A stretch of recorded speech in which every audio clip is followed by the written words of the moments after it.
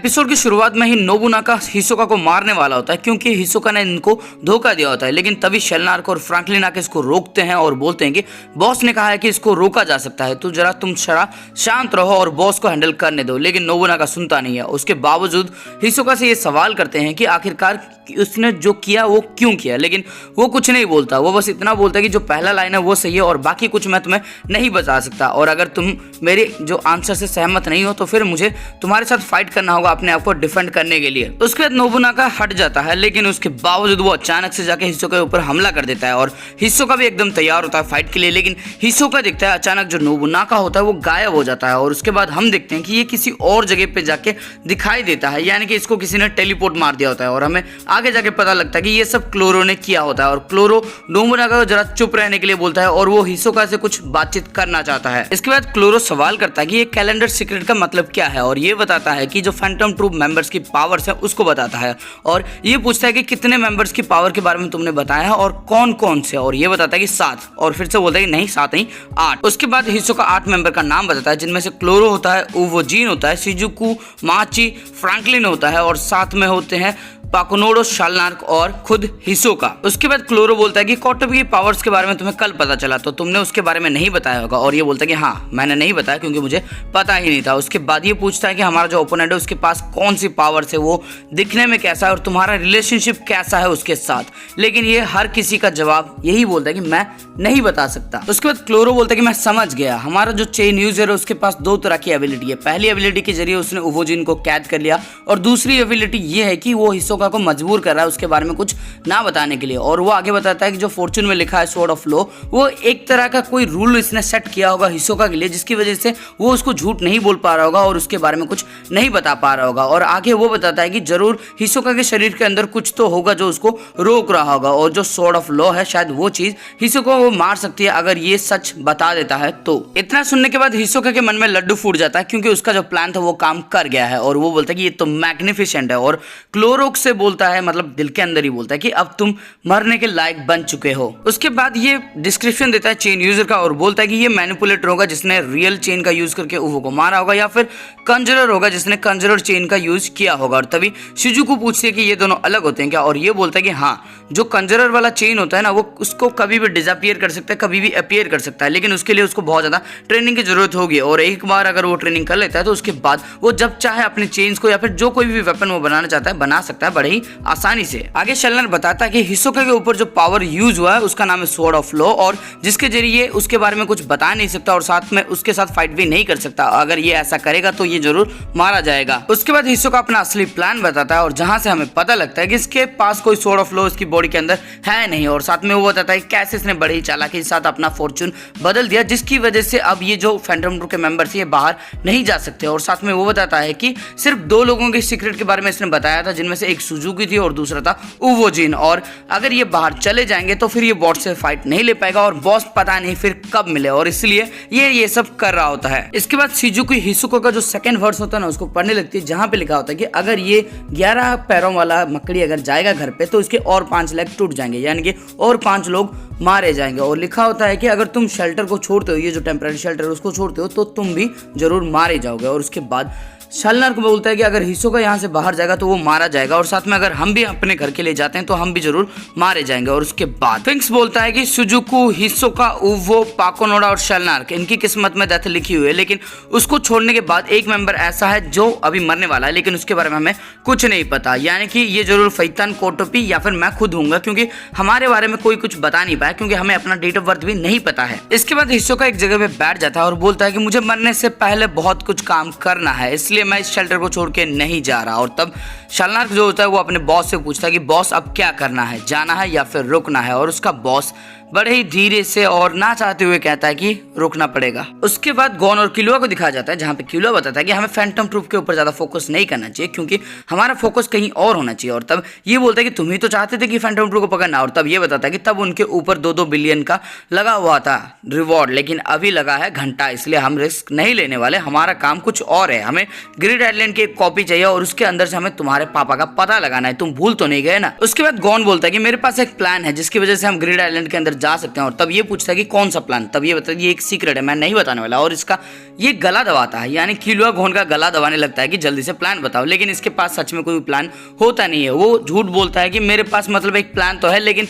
50-50% काम करेगा। इसके बाद किलुआ भी सोचने लगता है कि 2 दिन से 6 मिलियन कमाना तो बहुत ज्यादा मुश्किल है, तो इसके प्लान के साथ ही हमें चलना पड़ेगा। उसके बाद किलुआ बोलते हैं ठीक है, हम तुम्हारे प्लान से गेम के अंदर जाने की कोशिश करेंगे और फैंटम ट्रूप से हम अकेले नहीं लड़ सकते, हमें कुरापिका की मदद चाहिए होगी फैंटम ट्रूप से भिड़ने के लिए। उसके बाद शिन शिप्टो के नियोन को दिखाता है जो शॉपिंग के लिए अभी रेडी हो रही थी और साथ में वो बाशो और मेलोडी को भी लेके जाती है। लेकिन स्क्वाला यहीं पे रुकता है अपने कुत्तों के साथ, क्योंकि इसको मतलब देखभाल करनी है कुत्तों की। और उसके बाद क्वाला बोलते हैं अच्छा है कि मैं बच गया। और आखिरी में हम देखते हैं जो एलिजा होती है, मतलब जो क्या बोलते हैं सखी होती है ना वो नियोन की, वो इसको देखती है और ये भी उसको देखता है और इनके बीच कुछ तो चल रहा है भाई। उसके बाद लियोरियो पूछता है जो ऑक्शन होने वाला है उसके बारे में तुम्हारे पास कोई अपडेट है क्या कुरापिका? और कुरापिका बताता है कि मुझे नहीं पता माफिया के दिमाग में क्या चल रहा है और वो कब ऑक्शन करने वाले हैं। आज तो करने वाले हैं लेकिन टाइम वही पुराना रहेगा या फिर नया होगा उसके बारे में मुझे नहीं पता। उसके बाद कुरापिका बोलता है कि तुम बताते क्यों नहीं हो कि फैंटम ट्रूप के मेंबर्स जिंदा है जिसकी वजह से ये ऑक्शन रुक जाए और लोगों की जान बच जाए। लेकिन ये बोलता है कि मेरे बताने से कुछ नहीं होने वाला, वो मतलब विट से शायद अटैक ना करे और साथ में माफिया भी ट्रूप के ऊपर अटैक नहीं करने वाली, क्योंकि वो मीटियोर सिटी के साथ अच्छे रिलेशनशिप रखना चाहती है ताकि वो उनका काम आसानी से कर सके, इसलिए वो ट्रूप के ऊपर फिर से हमला नहीं करने वाले। और इसी वजह से उन्होंने जो रिवॉर्ड देने का वादा किया था उसको भी अभी कैंसिल कर दिया है। इसके बाद लियोरियो बोलता है कि तुम बिना माफिया की मदद के कैसे ट्रूप को पकड़ सकते हो। और तब कुरापिका बताता है कि वो कभी माफिया के ऊपर डिपेंडेंट था ही नहीं। और तब हम गॉन को देखते हैं जो बोलता है कि हमें मदद करने दो, हमसे जो हो पाएगा हम वो करके तुम्हें दिखाएंगे और तुम्हारी मदद करना चाहते हैं। तब कुरापिका बोलता है कि देखो इसके अंदर बहुत ज्यादा खतरा है और तुम्हें रिवॉर्ड भी कुछ नहीं मिलने वाला, तो फिर तुम मदद क्यों करना चाहते हो। और तब गॉन बोलता है कि बस हम ट्रूप को रोकना चाहते हैं। लेकिन किलुआ अपने दिमाग के अंदर ये सोच रहा था कि कुरापिका इसको मना कर दो, लेकिन कुरापिका मान जाता है और बोलता है कि चलो प्लान को डिस्कस कर लेते हैं। इसके बाद कुरापिका अपना प्लान बताता है और वो बताता है कि उसको एक ऐसा बंदा चाहिए जो बेस के अंदर जाके देख सके कि वहां पे क्या हो रहा है। और किलुआ बोलता है कि ये काम मैं कर लूंगा। और वो बताता है कि हमारा टारगेट सिर्फ पाकोनोडो है, इसलिए बाकी सबको इग्नोर कर देना। और वो किलुआ को बोलता है कि प्लीज बहुत क्लोज उनके मत जाना। और किलुआ बोलता है कि मैं खुद भी नहीं जाने वाला। उसके बाद उसको एक ड्राइवर चाहिए होता है और ड्राइवर का मतलब लियोरियो तो सामने ही है, तो लियोरियो उसका ड्राइवर बन जाता है। और गॉन पूछता है कि मेरे लिए क्या काम है। और तब ये बोलता है कि तुम्हें डिस्ट्रैक्ट करना होगा हमारी एनिमी को, लगभग तुम्हें 1 सेकंड के लिए भी डिस्ट्रैक्ट करना पड़ेगा। लेकिन गॉन सोचता है कि साला 1 सेकंड के लिए उनका ध्यान खींचना बहुत ज्यादा मुश्किल है, क्योंकि ये पहले भिड़ चुका है उनसे।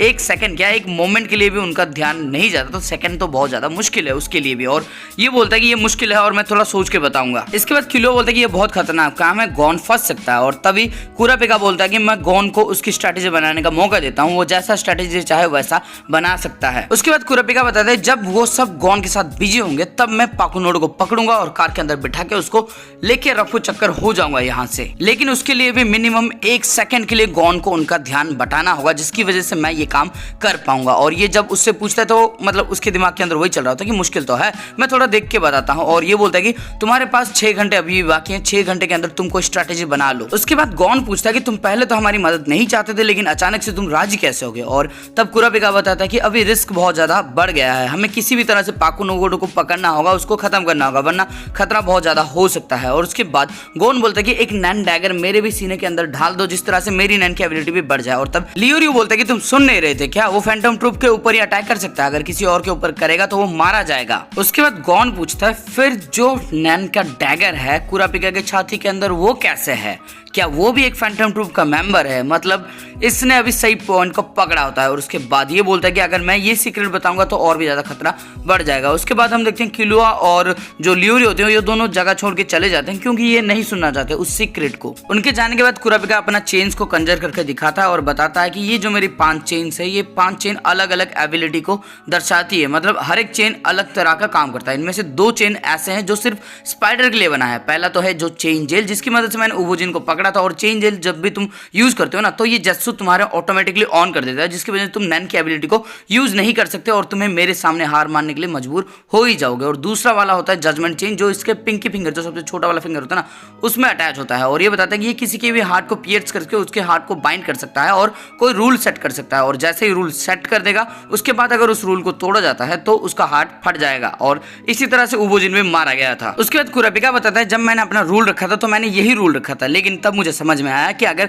मैं खुद के ऊपर अटैक करूंगा तो भी ये एक वायलेशन होगा और इस तरह से मैं मर सकता हूँ। और इसलिए मैंने रूल को चेंज किया कि मैं जो चेन जेल है सिर्फ स्पाइडर के ऊपर यूज करूंगा। इसका मतलब ये है कि ये जो दूसरा वाला चेन है जजमेंट चेन, मैं किसी के ऊपर भी यूज कर सकता हूँ, लेकिन इसके लिए भी एक स्पेशल कंडीशन है और मैं तभी कर सकता हूँ जब मेरी आंखें लाल हो, यानी कि मैं स्कारलेट आई का अगर शो कर रहा हूँ तभी कर सकता हूँ। और स्कारलेट आई को मेरी मर्जी से मैं शो नहीं कर पाता था, लेकिन उसके लिए भी मैंने एक रूल बनाया है और वो रूल ये है कि जो मिडल फिंगर है मेरा, उसके जरिए जो चेन क्रिएट होगा उसको मैं कभी भी इस्तेमाल नहीं करूंगा और उसके बदले में ये मुझे अपना जो स्कारलेट आई है उसको कंट्रोल करने में मदद करता है। और अगर मैं करता हूँ गलती से, अगर मिडिल फिंगर वाला जो चेन है उसको यूज करता हूँ तो मेरी जान जा सकती है। उसके बाद कुरापिका बताता है कि नॉर्मली वो एक कंजररी होता है, लेकिन जब उसकी लाल आंखें शुरू हो जाती हैं, यानी आंखें जब लाल हो जाती है, तब ये एक स्पेशलिस्ट बन जाता है, एक ऐसा स्पेशलिस्ट जो हर नैन की एबिलिटी को 100% तक यूज कर सकता है। उसके बाद हम लियोरी और कुरापिका को देखते हैं जो छुप छुप के ये बातें सुन रहे होते हैं, उसी के पीछे होते हैं। और कुरापिका बिल्कुल भी रिएक्ट नहीं करता जब उसको पता चलता है। उल्टा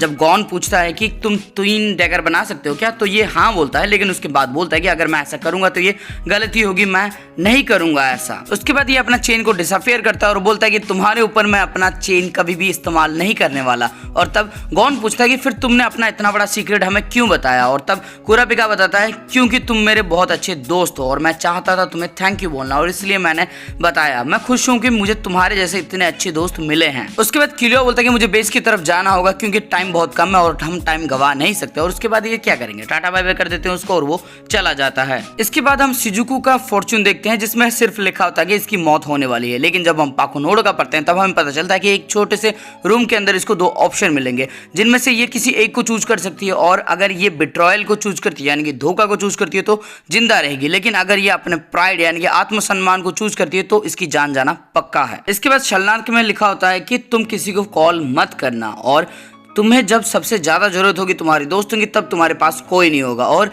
तुम्हें अगर कॉल भी आता है ना तो फिर कॉल मत उठाना, अगर तुम उठाओगे तो डेथब्रिंगर का कॉल तुम्हारे पास आ जाएगा। उसके बाद हम क्लोरो को देखते हैं जो बोलता है कि कोई भी अकेला कहीं पे भी नहीं जाएगा, सब 3-3 के ग्रुप में जाएंगे। 12 मेंबर होते हैं, 4 ये ग्रुप बना देता है। उसके बाद माची बॉस को बताती है कि कुछ बच्चे यहाँ पे आए थे यानी कि गॉन और किलवा यहाँ पे आए थे जिनको इस बेस के बारे में पता है और मुझे क्यों नहीं ऐसा खतरा लग रहा है, उनका कोई लेना देना है नहीं चेन यूजर से, उसके बावजूद मुझे थोड़ा सा खतरा लग रहा है। उसके बाद नोबुनागा सॉरी बोलता है बॉस से और बोलता है कि हमें उनको रिक्रूट कर लेना चाहिए ट्रूप के मेंबर की तरह। और तब माची बोलती है कि इसकी बात बिल्कुल भी मत सुनो और माची से पूछता है कि आखिर प्रॉब्लम क्या है, और तब माची बताती है कि उसका इंस्टिंक्ट बहुत ज्यादा तेज है, उसको लगता है कि वो खतरा बन सकते हैं। और इसके बाद क्लोरो बोलता है कि माची का इंस्टिंक्ट बहुत ज्यादा तेज है, हम इसको इतनी आसानी से नजरअंदाज नहीं कर सकते, हमें फेक बेसिस की जरूरत होगी। और वो कोटुपी से पूछता है कि क्या वो 10 और बना सकता है इस तरह के, मतलब ये जो बिल्डिंग है इस तरह के और 10 बिल्डिंग बना सकता है, लेकिन कोटुपी बोलता है कि अपन 50 बनाएगा। उसके बाद कोटुपी बताता है कि इसका जो कॉपी है वो एन की तरह काम करता है, इसका मतलब ये है कि अगर उसके आसपास भी कोई आएगा तो